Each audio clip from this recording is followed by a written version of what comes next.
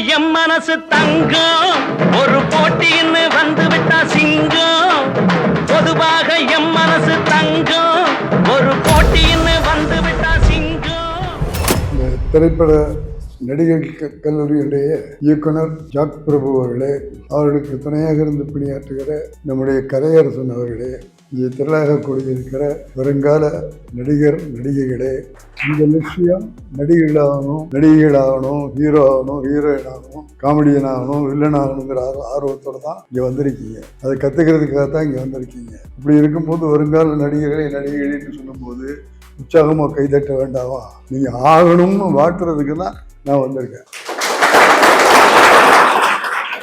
அதில் நான் எப்படியெல்லாம் வந்தேன் அப்படின்னு சொல்கிறது திரைத்துறைக்கு வருபவர்களுக்கு அது வழிகாட்டுதலாக இருக்கும் அப்படிங்கிறதுக்காக தான் ஏவிஎம் தந்தை எஸ்பிங்கிற புத்தகத்தை பிரபு சாருக்கு நான் கொடுத்துருக்கேன். அது ஓய்வு இருக்கும்போது நீங்கள் எல்லாம் படித்து பாருங்கள். அதில் பல விஷயங்கள் உங்களுக்கு அனுபவங்களை தரும். இப்போ நான் ஜெனரலாக சில விஷயங்களை சொல்லிடுறேன். அதன் பிறகு நீங்கள் சந்தேகம் இருந்தால் அதை கேள்வி கேளுங்க, அதுக்கு நான் பதில் சொல்கிறேன். நான் ஒரு மூத்த இயக்குனர் அது இதுன்னு சொல்கிறதுக்காக இல்லை. உங்களோட இன்னைக்கு ஒரு குடும்ப உறுப்பினராக உங்களோட வாழ்ந்து என்னுடைய அனுபவங்களை உங்களுக்கு சொல்வதனால திரையுலகுக்கு புது நடிகைகளும் கிடைப்பார்கள் என்ற நம்பிக்கையோடு தான் நான் இங்கே வந்திருக்கிறேன். ஆகவே என்னை வரவேற்று இந்த நிகழ்ச்சியிலே கலந்து கொண்டு வைத்திருக்கிற பாபு சார் அவர்களையும் நம்முடைய கலையரசன் அவர்களையும், இதுக்கெல்லாம் காரணமாக இருந்த சாந்தா ஜெயராஜ்னு ஆஸ்திரேலியாவிலிருந்து வந்தாங்க. அவங்களுடைய மகள் கிரிஜா ஜெயராஜ் ஒரு நாட்டிய நிகழ்ச்சி போன வாரம் நடத்தினாங்க. அதில் நாங்கள் எல்லாம் கலந்துக்கிட்டோம். அப்போ அந்த சாந்தம்மாவும் சொல்லிட்டு போனாங்க, பிரபு ஸ்கூலில் போய் நீ கொஞ்சம் அவங்களோட பேசிடுங்க. அதையெல்லாம் வச்சு தான் நான் இங்கே வந்திருக்கிறேன். இந்த வாய்ப்பை கொடுத்திருக்கிற உங்களுக்கு என்னுடைய மனமார்ந்த நன்றியையும் வணக்கத்தையும் தெரிவித்துக் கொள்கிறேன். கிட்டத்தட்ட 2070 இந்த அமைப்பை ஆரம்பிச்சிருக்காங்க.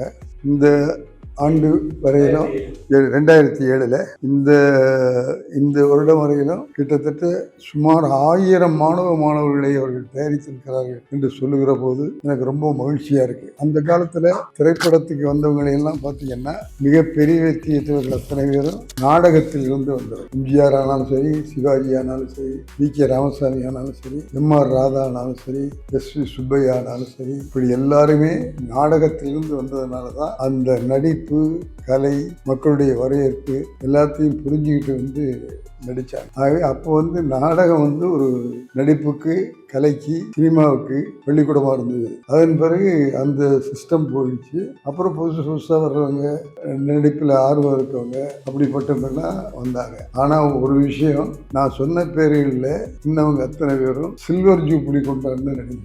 ஏன் அவ்வளோ பேர் வாங்கினாங்க? எப்படி பேர் வாங்கினாங்க? நாடகத்தில் நடித்து வந்ததின் மூலமாகத்தான் அவர்கள் அவ்வளவு பேரையும் பெற்றார். சிவாஜி கணேசன் இன்னைக்கு உலகத்திலே சிறந்த நடிகர் அப்படின்னு சொன்னால் அதுக்கு அஸ்திவாரம், அதுக்கு அவர் 7 வயசுல இருந்து நாடகத்தில் நடிச்சுட்டு வந்ததுனால தான் அவருக்கு அந்த கேரக்டர்ஸ்ன்னு சொன்ன உடனே அதை புரிஞ்சுக்கிட்டு ஆக்ட் பண்ணுவார். அன்னைக்கு வசனங்களை முந்தி தமிழ் வசனங்கள்லாம் கூட அவ்வளோ அழகாக பேச மாட்டாங்க. அது கொஞ்சம் பிராமணிக்கல் லாங்குவேஜ் கலந்த மாதிரி இருக்கும். ஆனால் பராசக்தி படம் கலைஞர் கருணாநிதியால் கதாவசனம் எழுதப்பட்டது. அதுல சிவாஜி கணேசன் அறிமுகமானார். அந்த வசனங்களை சுத்தமா பேசி மக்களுடைய மனசுல போய் இடம் பிடிச்ச பெருமை சிவாஜி கணேசன் அவர்களுக்கு சார். அந்த அளவுக்கு தமிழை சுத்தமா பேசி ஏத்த இறக்கங்களோட நடிச்சு தன்னுடைய முகபாவங்கள் மூலமாக மக்களிடத்திலே ஒரு பெரிய நல்ல பெயரை வாங்கியவர் சிவாஜி கணேசன். அதை நான் சொல்ல வேண்டிய அவசியம் இல்லை, உங்க எல்லாருக்குமே தெரியும். அதே நான் இந்த மாதிரி நடிப்பு கல்லூரிகளுக்கு போகிற போதெல்லாம் சொல்ற விஷயம், நீங்க நடிப்புக்கு இலக்கணம் இல்லை, புத்தகம் இல்லைன்னா நினைக்காதீங்க. சிவாஜி கணேசனுடைய படங்களை பாருங்கள், அது உங்களுக்கு பாடமாக அமையும் என்பதை உங்களிடத்திலையும் சொல்லிக்கொள்ள ஆசை. நடிப்பை பொறுத்தவரையும் இப்போ நம்முடைய வருஷத்தை பொறுத்தளவு கிறிஸ்துவுக்கு முன்னாலே, கிறிஸ்துவுக்கு பின்னாலே கிமு, கிபுன்னு சொல்றோம். அதுமே போய் நான் இன்னைக்கு ஒரு மூத்த இயக்குனர் சொல்றேன். நடிப்பை பொறுத்தவரையில சிவாஜிக்கு முன்னாலே, சிவாஜிக்கு பின்னாலே என்றுதான் சரித்திரம் எழுதப்பட்டிருக்கிறது. இன்னைக்கும் சரி, நாளைக்கும் சரி, நாளைக்கு வரப்போற இளைஞர்களுக்கு சொல்றேன், அது நிச்சயமாக ஒரு உண்மையான விஷயம். அது உங்க எல்லாருக்குமே நான் இப்போ சொல்லிக்கொள்ள ஆசைப்படுவது, பிரபு சாரும் சரி, நம்முடைய கலையரசனும் சரி, உங்களுக்கெல்லாம் என்ன சொல்லிக் கொடுத்தாலும் சிவாஜியினுடைய படங்களை பார்த்து நீங்கள் பாடம் படிப்பது நிச்சயமாக உங்களுடைய வளர்ச்சி துணையாக இருக்கும் என்பதை உங்களிடத்தில் முதல் வேண்டுகோளாக முன்னிலை ஒத்துக்கிறீங்க. இப்போ நான் சொல்றதெல்லாம் பேச்சு இல்லை, அனுபவங்களை நான் சொல்றேன். அனுபவங்களை சொல்லும்போது அது ஒரு தீர்மானம். மகாநாடுகள் கொடுக்குற போது தீர்மானம் போட்டு அதை நிறைவேற்றணும்னு சொல்லுவோம். அது மாதிரி நான் பேசுறது அறிவுரையும் சொல்ல போவதில்லை, ஆக்கப்பூர்வமான இலக்கணமான விஷயங்கள் சொல்ல போகிறேன். என்னுடைய அனுபவத்தை சொல்றேன். அது உங்களுக்கு பிடிச்சிருந்தா கைதட்டி ஏற்றுக்கொள்ளுங்கள். ஆகவே இன்னைக்கு நான் பேச போகிற பேச்சுக்கள் எல்லாம் நடிக்க வருகிற உங்களுக்கு என்னுடைய தீர்மானங்கள் என்பதை உங்களிடத்தில் பதிவு செய்து ஆசைப்படுகிறேன். அது இந்த அமைப்புல பிரபு சார் எடுத்துக்கிட்டு இருக்கிற முயற்சியில பல இளைஞர்கள் தயாராகி சினிமா உலகத்துக்கே வந்திருக்கிறார். அதில் எல்லார் பேரையும் சொன்னா நிறைய அதுக்கே நேரம் சரியாயிடும். இந்த ஒரு பானை சொத்துக்கு ஒரு சோறு பதம்னு சொல்லுவாங்க. அது மாதிரி இப்ப வெற்றி பெற்று இருக்கிற ஒரு 4 இளைஞர்கள் இந்த இன்ஸ்டிடியூட்ல இருந்து போய் சினிமாவில் சேர்ந்து பெயர் பெற்று இருக்கிறார்கள். எல்லாரையும் சொல்லல, இந்த 4 பேரை சொல்வதன் மூலமாக சினிமாவில் வெற்றி பெற்றிருக்கிற இந்த பள்ளியினுடைய மாணவர்களை நான் மனமாற வாழ்த்துகிறேன். அந்த சோறுக்கு பதம் காமிக்கிற 4 பேர் சொன்னேன். அந்த 4 பேர்ல சுனில்,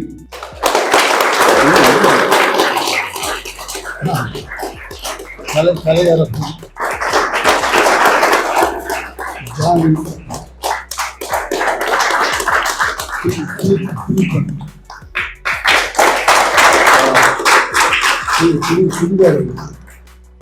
அவை இந்த 4 பேருக்கும் என்னுடைய வாழ்த்துக்கள். இந்த 4 பேரும் பத்தாது, இன்னும் நிறைய இளைஞர்கள் வர வேண்டும். இளைஞர்கள் இந்த கல்லூரியிலிருந்து வந்தார்கள் என்று சொல்லுகிற அளவுக்கு நீங்கள் பேர் வாங்கி கொடுக்க வேண்டும். அதுதான் நீங்கள் செய்கிற பிரபுக்கு செய்கிற நன்றி என்பதை உங்கள் மாணவர்கள் அத்தனை பேருக்கும் நான் தெரிவித்துள்ளார்.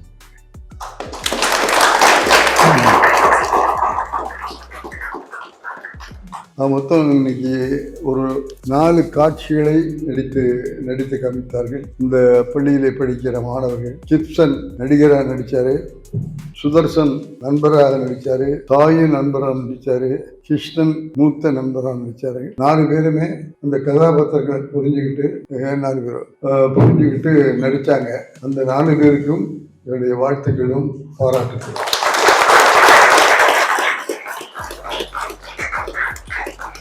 சில விஷயங்கள்லாம் வசனத்தில் வெறும் மைமிங்கிலேயே நடிச்சு காட்டாங்க. உள்ள என்டர் பண்ணும் போதே ஒரு சாமியை கும்பிட்டு விபூதி பூசிக்கிட்டு வந்தாங்க. ஆகவே அப்பவே தெரிஞ்சது இவங்க நடிப்பாங்க.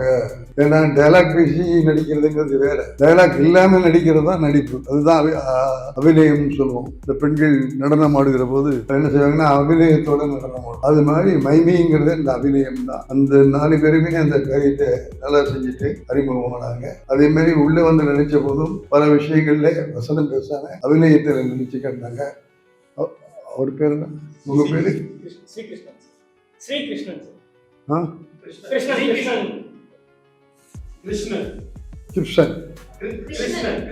கிருஷ்ணன் மூத்த நண்பர். அவர் ஒரு சக்கப்போடு போட்டாரு.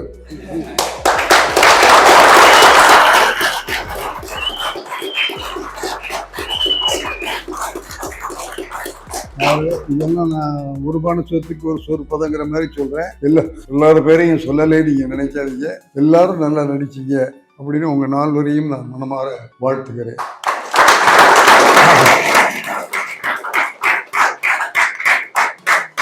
கலைஞர் மேடைகளில் பேசும்போது பல பேர்களை சொல்லுவார். சொல்லிட்டு கடைசியாக சொல்லுவார், நான் இப்போ பேர் சொன்னவங்க எல்லாம் உங்கள் மக்கள் முன்னால் சொன்னேன், பேர் சொல்லாத பல பேரும் எனக்கு தெரியும், அவர்களும் என்னுடைய நண்பர்கள் தான், அவங்களுக்கு நான் பேர் சொல்லி நினைக்காதீங்க, அவங்க என் மனசில் இருக்காங்க அப்படின்னு சொல்லுவார். அது மாதிரி பேர் சொல்லுன்னு யாரும் நினைக்காதீங்க, நீங்கள் எல்லாம் என் மனசில் இருக்கீங்க, என் மனசில் பதிவு செய்வீங்க.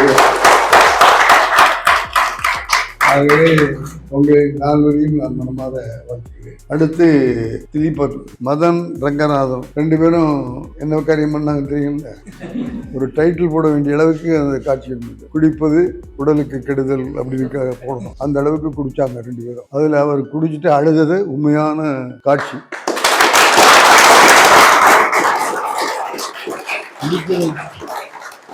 குடிக்கிறவர்களோட நான் நிறைய பழகியிருக்கிறேன். எப்போ குடியினுடைய முடிவு ஏற்படுதோ அப்போ அழுதுகிட்டு தான் இருப்பாங்க. அதுதான் குடிகாரனுடைய உச்சகட்டம். அந்த உச்சகட்டத்தை சரியா நம்முடைய திலீபன் நடிச்சு காட்டினாரு. அவருக்கு நம்முடைய வாழ்த்துக்கள்.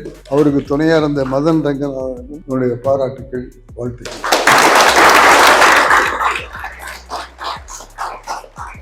மூணாவது காட்சி ஜானி, நடிகர், உண்மையான நடிகர் தான். நடிகர்கள் பெரும்பாலும் பந்தா காட்டுற நடிகர்கள் தான் அதிகம். நல்லா பந்தா காட்டினார். அதே மாதிரி சோமேஷ் மேலாளர், தீபக் மேக்கப் மேன், முத்துக்குமார் துணை இயக்குனர், சுதன் இயக்குனர், எல்லாருக்குமே எங்க சினிமா துறையோட சம்பந்தப்பட்ட கதாபாத்திரங்களாகவே வாழ்ந்தார்கள். அதில் குறிப்பா இந்த மேக்கப் மேனே இருந்தார்.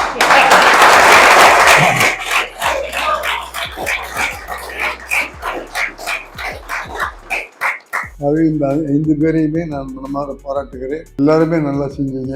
உங்க எல்லாருக்கும் வாழ்த்துக்கள். அதில் ஒரே ஒரு சிறிய விஷயம் பிரபு சாருக்கு சொல்றேன், கொஞ்சம் மைக்கு வைங்க. இன்னும் எங்களுக்கு வசனங்கள் கேட்கல. அதுலேயும் சில நேரங்களில் மாணவர்கள் மிக குறைந்த குரல்ல பேசுறாங்க. அவங்க எல்லாருக்கும் சொல்லிக் கொள்வது இந்த மாதிரி மைக் இல்லை அப்படின்னு ஒரு சூழ்நிலை வந்தா அந்த கடைசியில் இருக்கிற ஆடியன்ஸுக்கும் வசனம் போய் சேரும். ஆக அந்த அளவுக்கு உங்கள் குரலை உயர்த்தணும். அந்த காலத்து நாடகத்தில் மைக் கிடையாது, ஒலிபெருக்கி கிடையாது, ஒன்றுமே இல்லை. வெறும் பெட்ரோமால் சிலைட்டை வச்சு தான் கூத்துக்கள் நடத்தினார். அந்த கூத்துக்களில் பேசின அந்த நடிகர்கள் உச்சகட்டம் மட்டும் சத்தம் போட்டு பேசுவாங்க. ஏன் பேசுனாங்க? அந்த கடைசி மனிதனுக்கும் அந்த வசனம் போய் சேர வேண்டும் என்பதற்காக பேசுனாங்க. அந்த சூழ்நிலைக்கு தகுந்த மாதிரி உங்களுடைய நடிப்பாற்றலை வளர்த்து கொள்ள வேண்டும். இந்த மாதிரி சூழ்நிலை வந்துச்சு, மைக்கு கெட்டு போச்சுட்டு வைங்க, அதுக்காக நாடகத்தை நிறுத்த முடியுமா? அது போய் சேரணும்னா நீ வாய்ஸை கூட்டிட்டு அந்த காட்சியை நீ காப்பாற்றணும். அப்படி செய்யணுங்கிறதையும் நீங்க பழக்கத்துக்கு கொண்டு வாங்க. ஆக சூழ்நிலைக்கு தகுந்த மாதிரி நடிக்கிறது. ஆக அப்படி செய்ய வேண்டும் என்று இந்த மாணவர்களை கேட்டுக்கொள்கிறேன். ஆக உங்க எல்லாருக்கும் என்னுடைய மனமார்ந்த வாழ்த்துக்கள்.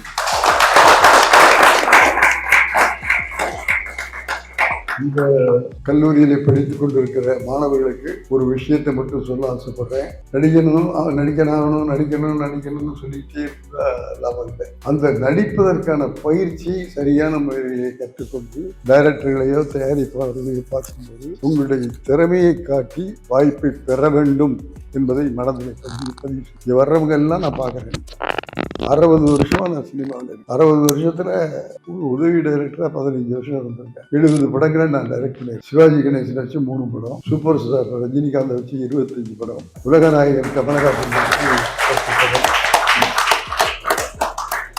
ஜெய்சங்கர் சார், முத்துராமன் சார், சத்யராஜ், பிரபு, இப்படி எல்லா நடிகர்களையும் வச்சு நான் 20 படங்களை இயக்கியிருக்கிறேன் என்பதை மகிழ்ச்சியோடும் பெருமையோடும் இடத்தில் சொல்லிக் கொள்கிறேன்.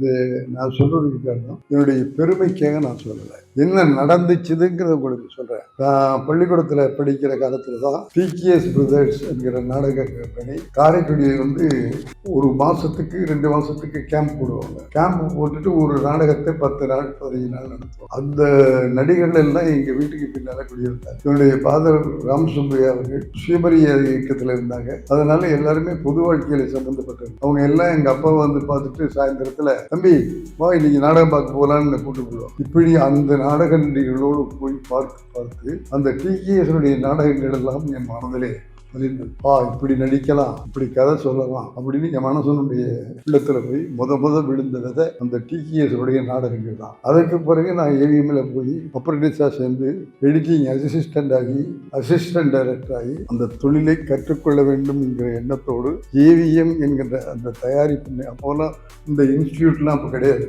ஏவிஎம் ஸ்டுடியோ தான் ஒரு பெரிய ஸ்டுடியோ. சினிமாவுக்கு பல்கலைக்கழகம் நான் சொல்லலை. ஏவி மெய்யப்ப செட்டியார் தான் அதனுடைய வேந்தர். அவருடைய பிள்ளைங்க முருகன், குமரன், சரவணன், பாலசுப்ரமணியன் இவர்கள் தான் துணைவேந்தர்கள். அங்க டைரக்ட் பண்ண டைரக்டர்கள் எல்லாம் பேராசிரியர், சிறந்த டைரக்டர்கள் எல்லாம் அங்க படம் பண்ணி, அந்த மாதிரி அந்த ஏவிஎம் ஸ்டுடியோவில் எடிட்டிங்ல அப்ரண்டிஸா சேர்ந்து அதன் பிறகு அசிஸ்டன்ட் டைரக்டர் ஆகி அதன் பிறகு நான் டைரக்டர் ஆனேன் என்பதை உங்களிடத்திலே சொல்லிக்கொள்ளலாம். ஏன் வரலாறு சொல்லிட்டு இருக்கிறேன், நான் இன்னைக்கு 70 படம் பண்ணியிருக்கிறேன் அப்படின்னு சொன்னா அதுக்கு காரணம் அந்த கற்றுக்கொள்வதற்கு அந்த இடம் கிடைத்தது. அதை ஒழுங்காக கற்றுக்கொண்டேன். அந்த கற்றுக்கொண்டதின் மூலமாக தான் நான் இன்னைக்கு இந்த சினிமாவில் இவ்வளவு நாள் நிற்கிறேன். நான் 60 வருஷம் ஆச்சு சினிமாவுக்கு 60 வருஷம் ஆச்சு. 70 படங்களை பண்ணியிருக்கேன் அப்படின்னா இந்த ஸ்டுடியோ, அந்த டெக்னீஷியன்ஸ், அந்த சிறந்த டைரக்டர்கள், அந்த டைரக்டர்ல எனக்கு குருவா அமைஞ்சது ஏசி திருரோகச்சந்தர். நான் எல்லா டைரக்டர்டையும் வேலை செஞ்சேன். ஏவிஎம் ஸ்டுடியோவில் சம்பளம் எனக்கு. அவன் இந்த டைரக்டர் வந்தாலும் நான் போய் அவங்ககிட்ட ஸ்டடியாக அப்படி இருக்கிற காலத்தில் திருரோகச்சந்தர் அங்கே வந்தார். அப்போ சரவணன் சார் சொன்னார், இப்படி ஒவ்வொரு டைரக்டர்டையும் போய் வேலை செய்யாதீங்க, இந்த மாதிரி திருரோக திருலோகச்சந்திரன் வேலை செய்யுங்கன்னு என் கையை பிடிச்சி திருலோகச்சந்திரன் கையில கொடுத்தார். அதுல இருந்து அவர் செய்த கிட்டத்தட்ட 10 படங்களுக்கு மேல அவரிடத்துல நான் அசிஸ்டன்ட் டைரக்டரா வேலை செஞ்சேன். தொழில்னா என்ன, டைரக்ஷன்னா என்ன அப்படிங்கிறத முழுக்க முழுக்க நான் கத்துக்கிட்டது என்னுடைய குரு ஏசி திருலோகச்சந்திரன் அவர்களிடத்துல தான். ஏன்டா இப்படி சொல்றேன் அப்படின்னு கேட்குறீங்களா? நன்றி உணர்வோடு சொல்லு. நான் தான் கத்துக்கிட்டேன், நான் டைரக்டரே இல்லாம வந்தேன் அப்படின்லாம் சொல்ல தயாராக இல்லை. நான் இவ்வளவு நிலைச்சி இருக்கேன் அப்படின்னு சொன்னால் அன்னைக்கு நான் கற்றுக்கிட்ட அந்த ஏவிஎம் ஸ்டுடியோ, கற்றுக்கிட்ட குரு ஏசி திருலோகச்சந்தர், அதனால தான் இன்னைக்கு இவ்வளவு நாள் நிலைச்சி இருக்க முடியும். ஒரு படம் 2 படம் பண்ண முடியல. இன்னைக்கு 2 படம் பண்ணவங்க காணா போனவங்க இருக்காங்க, 10 படம் பண்ணவங்க காணா போனவங்க. நான் 70 படங்களை பண்ணியிருக்கிறேன்னா எந்த அளவுக்கு என்னால் செய்ய முடியும் என்பதற்கு நான் அஸ்திவாரமாக அவர்களெல்லாம் வைத்துக் கொண்டதுனால தான் நான் இன்னைக்கு அவ்வளோ படம். உங்க எல்லாருக்குமே சொல்றேன், நானா வந்தேன் நானா பண்ணேன்லாம் சொல்லாத. ஒரு நல்ல குருவை தேர்ந்தெடுத்து அந்த குருவின் மூலமாக எல்லாவற்றையும் கற்றுக்கொண்டு அதனை செயல்படுத்தினால் நீங்களும் என்னை போல நிரந்தரமான நடிகைகளாக வர முடியும். அது இந்த பிரபுவ குரு எடுத்து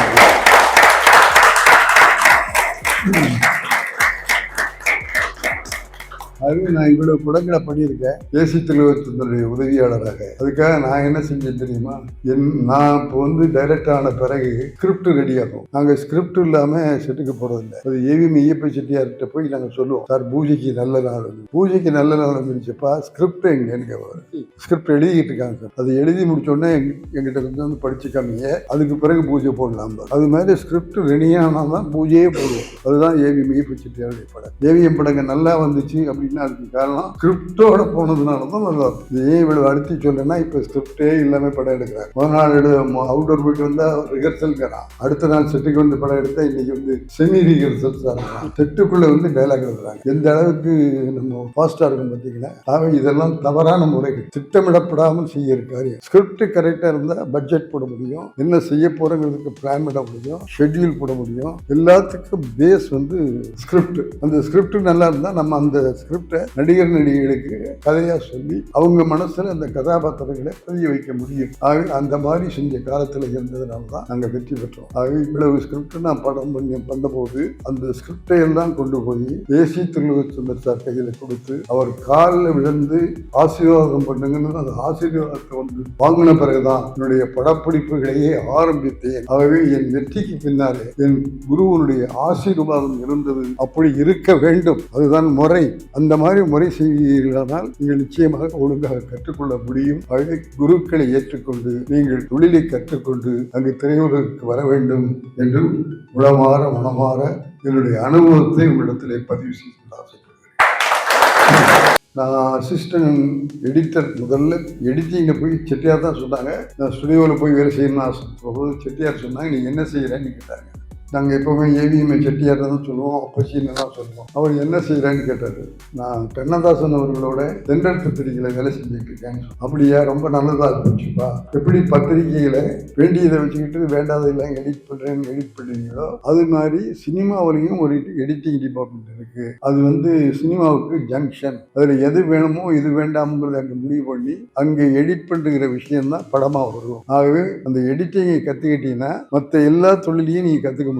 ஆகவே உன்னை எடிட்டிங்ல அப்ரண்டிஸா சேர்த்துக்க சொல்றேன். அங்க வேலை பழகிட்டு அப்புறம் நீ என்ன டிபார்ட்மெண்ட் வேணாலும் டிசைட் பண்ணிக்கன்னு சொல்லி இந்த முத வழிகாட்டியது ஏவிஎம் அவர்கள். அப்படிங்கிறத நன்றியோட சொல்லி 5 வருஷம் எடிட்டிங்ல அப்ரண்டிஸா வந்தேன். சூர்யா, சங்கர் அப்படின்னு 2 திறமை மிகுந்த எடிட்டரோட பணியாற்றுகிற வாய்ப்பு கிடைச்சதுனால அங்க வேலை செஞ்சுட்டு இருந்தேன். அப்ப ஏவிஎம் செட்டியாருடைய பையன், 2வது பையன் எம் குமரன், அந்த குமரனையும் எடிட்டிங்ல அப்ரண்டிஸா வேலை செய்ய சொல்லி செட்டியார் அனுப்பிச்சிருந்தார். ஆகவே குமரன் சார் எங்களோட ஒரு அசிஸ்டன்ட் டைரக்டர், அசிஸ்டன்ட் எடிட்டர் அளவுக்கு வேலை செஞ்சார். அப்ப எங்களுக்குள்ள ஒரு பழக்கம் ஏற்பட்டது. அந்த சூழ்நிலையில செட்டியாருடைய பிள்ளைங்க எல்லாம் சேர்ந்து முருகன், குமரன், சரவணன், பாலசுப்ரமணியன் 4 பேரை சேர்ந்து அவங்க மாப்பிள்ளை வீரப்பன் சேர்ந்து தனியா ப்ரொடக்ஷன் ஆரம்பிக்கிறது அப்படின்னு செட்டியார்ட்ட அனுமதி வாங்கி அவங்க ப்ரொடக்ஷன் ஸ்டார்ட் பண்ணாங்க. அப்போ சரவணன் சார் என்னோட எடிட்டிங் இருந்ததுனால எங்களுக்குள்ள ஒரு நல்ல பழக்கம் இருந்தது. அப்போ அவர் சொன்னார், முத்துராமன் எடிட்டிங்கே இல்லை, நீங்க செட்டுக்கு வாங்க, நாங்கெல்லாம் போய் செட்டில் போய் படம் பண்ண போகிறோம் அப்படின்னு சொன்னார்.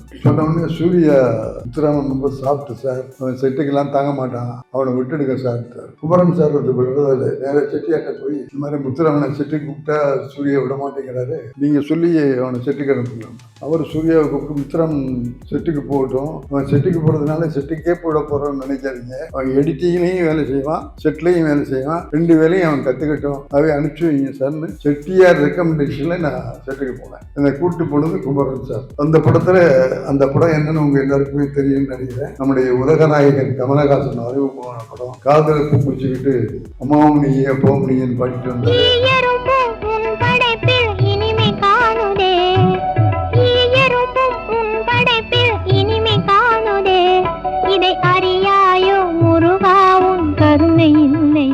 அந்த படம் தான். அந்த படத்துல நான் போய் 6வது அசிஸ்டன்ட். அந்த படத்துல பிரகாஷ் ராவ் ஒருத்தர் முதல் டைரக்ட் பண்ணாங்க. 5000 அடி வரணும் இருக்கும்போது அவருக்கும் இவங்களுக்கும் மெத்தடு செயல்முறை வேறு வந்தது. செட்டியார் எப்பவும் சரியா இல்லைன்னா திருப்பி எடுப்பார். அது பிரகாஷ் ராவுக்கு பிடிக்கல. சார் நான் எல்லாத்தையும் கணக்கு பண்ணித்தான் எடுக்கிறேன், அப்புறம் அது நல்லா இல்லை இன்னும் சிறப்பாக எடுக்கணும், எப்படி எனக்கு எடுக்க தெரியாது சார். சரின்னு அப்போ மனத்தாங்களோட படம் பண்ண வேண்டாம்னு சொன்னோன்னே அவரே நான் விளைவிக்கிறேன், நீங்கள் வேற யாரையா வச்சு முடியும். அப்படி வச்ச போது பீம்சிங் சார் வந்து அந்த படத்தை தெரிஞ்சு. ஆகவே முதல் படத்திலேயே 2 டைரக்டருடைய அனுபவங்களை பெறுகிற வாய்ப்பு எனக்கு கிடைச்சது. ஆகவே நான் முதல் வேலை செஞ்ச படம் களத்தூர் கண்ணம்மா. அந்த படத்துல தான் கமலஹாசன் குழந்தை நட்சத்திரம் 4 வயசு. ஆகவே அந்த 4 வயசுல இந்த கமலை தூக்கி வளர்க்கிற வாய்ப்பு எனக்கு கிடைச்சதுங்கிறதையும் டைலாக் பேசுனா சுறு பேசுவான், நடிச்சு காட்ட சொன்னா நடிச்சு காட்டுவான். 10 பசங்க அந்த படத்தில் நடிச்சாங்க. 10 பயலும் ஷாட் முடிஞ்சோன்னு போய் ஓடி பிடிச்சி விளையாடுவோம், அல்லது சடுகுடு விளையாடுவோம். அடுத்த ஷாட்டுக்கு தெரியுன்னா கமலஹாசன் கிடைக்க மாட்டான். எங்கடா போயிட்டான் அப்படின்னு நாளைக்கு போட்டு தேடி பார்த்தா அங்கே ஒரு ப்ரீவியூ தியேட்டர் இருக்கு. அந்த தியேட்டருக்கு போவான், அவங்க உள்ள விட மாட்டாங்க. அவன் ஆப்ரேட்டர்கிட்ட போய் அண்ணே என்னை தூக்கி வச்சு இந்த கண்ணாடி வழியா படம் பார்க்கணும்னு சொல்லி ஆப்ரேட்டரை தூக்க வச்சு அந்த படத்தை பார்த்து நிற்பான். அங்கே போய் எல்லாம் போய் சேர்த்து தூக்கிட்டு வருவாங்க. எங்கடா போனா அவ்வளோ பேரும் இங்கே இருக்கான், நீ மட்டும் எங்கடா போனேன்? இல்லை சார், அந்த ப்ரீவியூ தியேட்டரில் போய் ஆப்ரேட்டர் தூக்கி வச்சு இந்த படத்தை பார்த்தா சார், அந்த படத்துல இந்த பாட்டு வந்துச்சு, இந்த டான்ஸ் வந்துச்சுன்னா ஆடிக்க, அந்த படத்துல இந்த வசனம் வந்துச்சுன்னு சொல்லி காட்டுவான். அப்பவே எங்களுக்கு தெரிஞ்சது, விளையும் பெயர் முளையிலேயே தெரியுது, இந்த பையன் பெரிய ஆளா வருவான் அப்படின்னு நினைச்சு. ஆக இந்த ஆராய்ச்சி பண்றதுல கமலஹாசன் 4 வயசுலயே வந்துச்சு. இது ஏன் உங்க எல்லாருக்கும் சொல்றேன் அப்படின்னா, பயிற்சி என்பது கத்துக்கிறதுல இருக்கு. கத்துக்காம இருந்தா காரியம் ஆகாது. சினிமாங்கிறது ஒரு பெரிய கடல். அந்த கடல் நீங்க நீந்தம்னு உங்களுக்கு முன்னால ரொம்ப பேர் நீந்திக்கிட்டு இருக்காங்க. அந்த நீந்தனங்களை விட சிறப்பாக செஞ்சு நீங்கள் ஓவர்டேக் பண்ணால் தான் நீங்கள் வெற்றி பெற முடியும். ஆகவே சமுத்திரத்தை தாண்டுவதற்கு உங்களை நீங்கள் தயார்படுத்திக்கணும். சும்மா நானும் சினிமா கம்பெனி போகிறேன், பாபு ஸ்டார் இன்ஸ்டியூட்டில் படிக்கிறேன் அப்படின்னு சொல்லிக்கிட்டு இருந்தால் பத்தாது. ஆகவே அதற்கான வளர்ச்சியை, அதற்கான திறமையை, அதில் இருக்கிற நுணுக்கங்களை நீங்கள் கற்றுக்கொள்ள வேண்டும் என்று ஒரு மூத்த இயக்குநராக உங்களுக்கு அறிவுரையாக சொல்ல என் அனுபவத்தை சொல்கிறேன். கமலஹாசன் இன்னைக்கு இவ்வளவு தூரம் வந்திருக்காரு அப்படின்னா, ஆரம்பத்துல இருந்து ஆராய்ச்சி பண்ணிட்டே இருந்தான். சினிமா தான் அவனுக்கு மூச்சு. அவன் என்னென்ன மாதிரி படம் கொடுத்தான்னு பாருங்க. குழந்தை நட்சத்திரம் வளர்ந்த பிறகு அவர் கொடுத்த கேரக்டர்ஸ் எல்லாம் பாருங்க. அபூர்வ பார்த்துருக்கீங்கன்னா, அபூர்வ சகோதரர்கள், ஒரு குள்ளம், ஒரு ஹீரோ, எவ்வளவு கஷ்டப்பட்டுருப்பான் தெரியுமா? அதுக்கு அவ்வை சண்முகி அதில் எவ்வளவு கஷ்டப்பட்டுருப்பான் தெரியுமா? அதே போல மேக்கப்பில் எவ்வளவு இம்ப்ரூவ்மெண்ட்டு, அந்த ஒரு தசாதாரம் அந்த படத்துல எத்தனை மாதிரியான கேரக்டர்ஸ் எப்படி வந்துச்சு, கத்துக்கிட்டான், படிச்சான்.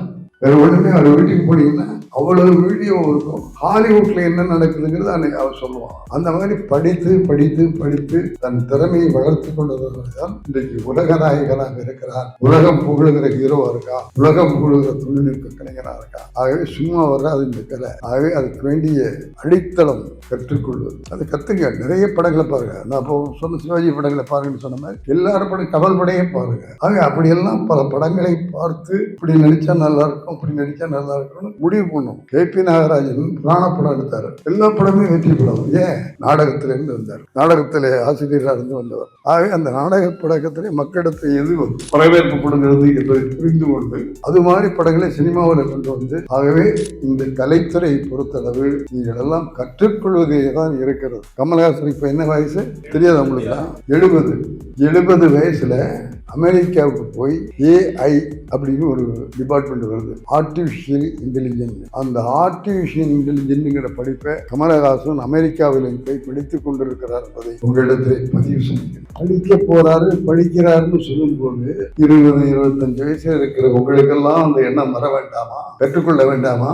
இன்னைக்கு இருக்கிற விஞ்ஞானம், இன்னைக்கு இருக்கிற வளர்ச்சி, இன்னைக்கு இருக்கிற டெக்னிக் நாளைக்கு இல்லை, நாளைக்கு மாறி போயிடுது. இப்போ எல்லாம் வந்துட்டு AI வந்திருக்கோம், ஆர்டிஃபிஷியல் இன்டெலிஜென்ஸ் வந்திருக்கோம். அடுத்து என்ன சொல்றாங்க தெரியுமா? மூளையில செல் வைக்க போறோம். நம்ம மூளையே இல்லை, செல்லுல இருக்கிற மூளைக்கு வேலை செய்யணும். அடுத்த ஜெனரேஷன். ஆகவே எவ்வளவு தூரம் நம்ம நீங்க தயாராகணும் அதை மனசுல வச்சுங்க. நிறைய படிங்க, நிறைய படங்கள் பாருங்க. அந்த விஷயமா வித்தியாசமா என்ன செய்யலாம் அப்படின்னு முடிவெடுங்க. சும்மா குண்டு சட்டிக்குள்ள குதிரை ஓட்ட முடியாது. இப்போ இன்னொரு ஹீரோயின் சொல்லிட்டுமா, ரஜினிகாந்த். அவர் வந்து பாலச்சந்திரன் சாரால அறிமுகப்படுத்தப்பட்டார். இந்த அவரோட படத்துல ஒரு கதவை திறந்துக்கிட்டு உள்ள வருவார். அதான் முதல் ஷாட்.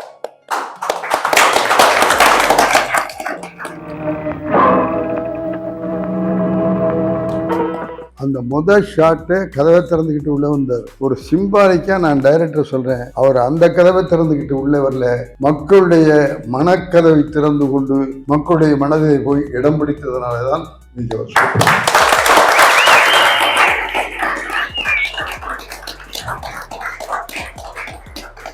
என்னோடு முதல் ரஜினி ஆக்ட் பண்ண படம் பூனா ஒரு கேள்வி கிடைக்கும். அந்த ரஜினிகாந்த் எப்படி வந்தார்னு சொல்லிட்டோம்னா அவங்க எல்லாருக்குமே தெரியும். இந்த மாதிரி ஒரு இன்ஸ்டியூட்ல, அப்போ சேம்பர்ல இன்ஸ்டியூட் இருந்துச்சு, ஃபிலிம் இன்ஸ்டியூட்.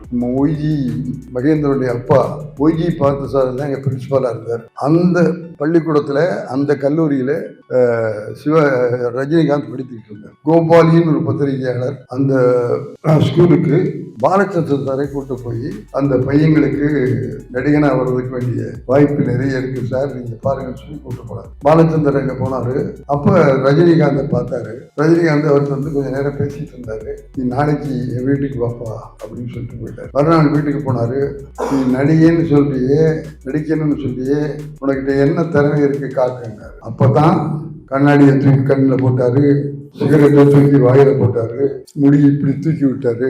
இதெல்லாம் பார்த்தோன்னே இந்த வித்தியாசமா இதை செய்யறானே அப்படின்னு நினைச்சு, வாய்ப்பு வரும்போது கூப்பிடுறேன் அப்படின்னு சொல்லி அந்த அவரோட படத்துல 4 ஷாட்டு 5 ஷாட்டு தான் வருவாரு.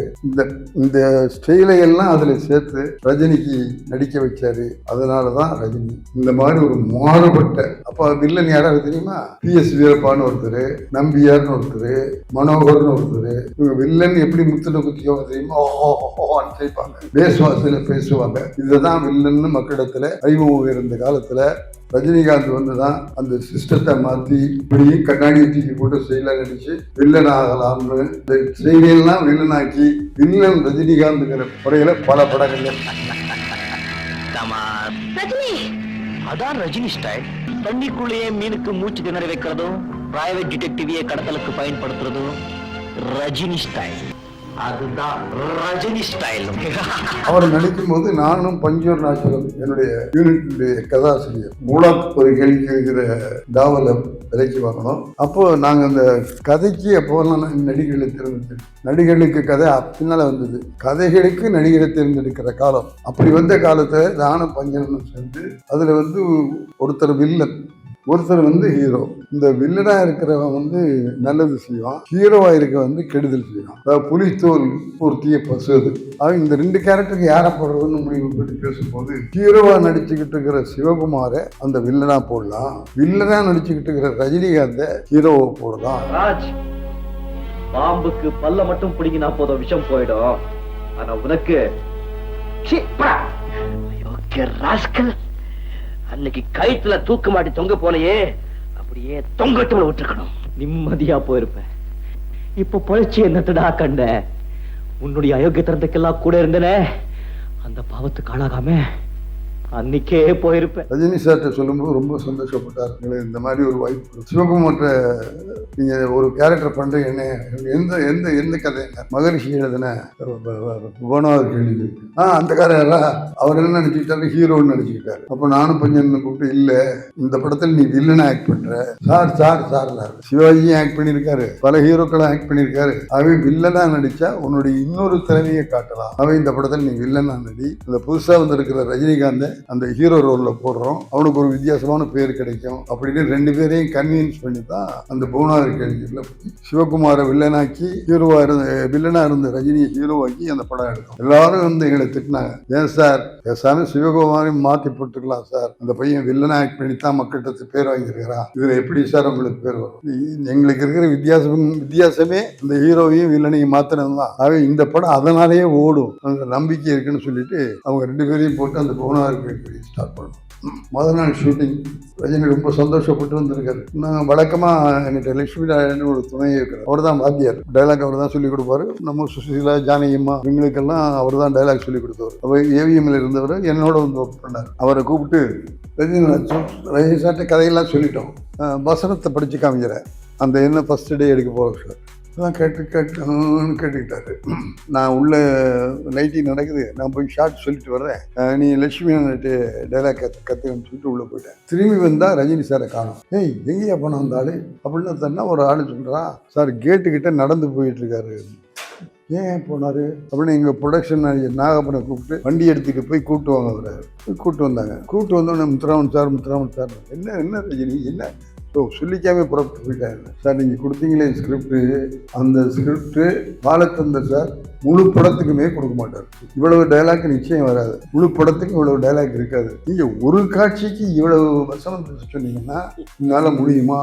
எனக்கு தமிழ் இன்னும் சரியாக வரல சார், 4 வரி கூட என்னால் சொல்ல முடியாது. 4 வரி சொல்லுவீங்களேன்னு 4 வரின்னா சொல்லிவிடுவேன் சார். நான் வந்து இப்படியும் ஃபுல்லாக எடுக்க போகிறது இல்லை, 4 வரியாக நீ என்ன ரெடியாக இருக்கியோ அந்த அளவுக்கு தான் ஷார்ட் வச்சு எடுக்கிறேன். அவன் நீ ரெடியாகி முத்துராமன் சார் இது வரலாம் ரெடின்னு சொல்லு, அது வரலாம் ஷார்ட் அப்படின்னு 4 வரியாக சொல்லி கொடுத்து ரஜினி சாருக்கு படத்தில் வேலை வாங்கணும். அந்த ரஜினி சார் தான் இன்னைக்கு பஞ்சு டைலாக் சொல்லுகிற ரஜினிகாந்தாக இருக்கணும்னா எவ்வளவு கஷ்டப்பட்டு தமிழை கற்றுக்கிட்டு இருப்பார்.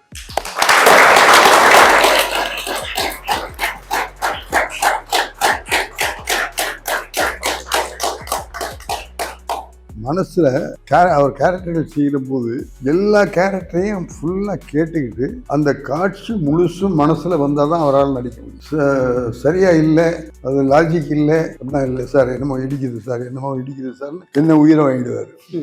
என்ன இடிக்குதுன்னு சொல்லு, நான் அதை கரெக்ட் பண்ணி கொடுக்குறேன்னு சொல்லி அவர் என்ன இடிக்குதுன்னு சொல்கிறாரோ அதை கரெக்ட் பண்ணி கொடுத்த பிறகு தான் அவருக்கு நடிப்பே வரும். ஆகவே நடிப்புங்கிறது வந்து நடிப்பு, உன்னுடைய ரியல் லைஃப் இல்லை, நீ வேற கேரக்டர். இந்த சுனில் போய் பண்றாருன்னா அது வேற ஒரு கேரக்டர். அந்த கேரக்டரை மாறணும்னா நீ உன்னை முழுமையா அந்த கேரக்டரை ஆக்கி அந்த கேரக்டர் திங்க் பண்ணணும். அந்த கேரக்டர் எப்படி நடப்பான், எப்படி ட்ரெஸ் போட்டுக்குவான், எப்படி மேக்கப் போட்டுக்குவான் அப்படிங்கிறது உன் மைண்டில் கொண்டு வந்து நீ நடிச்சுன்னா தான் நடிப்பு தெரியும். உண்மையாக சொல்கிறேன், சிவாஜியை பற்றி நான் உங்களுக்கு சொன்னேன், கரெக்டாக மேக்கப் ரூம் வரைக்கும் வந்து உள்ள நுழையிறவரும் தான் சிவாஜி கணேசன். மேக்கப் சேரில் உட்காந்து மேக்கப் போட்டு வெளியே வந்தார்னா அவர் எந்த கேரக்டர் பண்ணுறாரோ அந்த கேரக்டர் தான் சிவாஜி கணேசன். முரட்டுக்காடு, அந்த முரட்டுக்காடில் முழுக்க வில்லேஜ் கேரக்டர், அந்த கேரக்டர் பண்ணாரு. அப்புறம் நல்லவனுக்கு நல்லவன், போக்கிர் ராஜா, இதெல்லாம் பண்ணும்போது அந்த கேரக்டருக்கு வந்து ஃபுல்லாக மனசில் வாங்கினா தான் அவரால் ஆக்ட் பண்ண. பாபுன்னு ஒரு படம், அந்த படத்தில் ரிக்ஷாக்காரன் சிவாஜி கணேசன் ரிக்ஷாக்காரன்னு சொல்ல மாட்டேன், ரிக்ஷாக்காரனே இவர் தான் சொல்லு. இளையராஜா அவர் வந்து தெருவில் அவங்க அண்ணன் பாடுவார், கம்யூனிஸ்ட் கட்சி பாட்டு பாடுவாங்க, அதில் ராஜா அந்த கித்தார் வாசி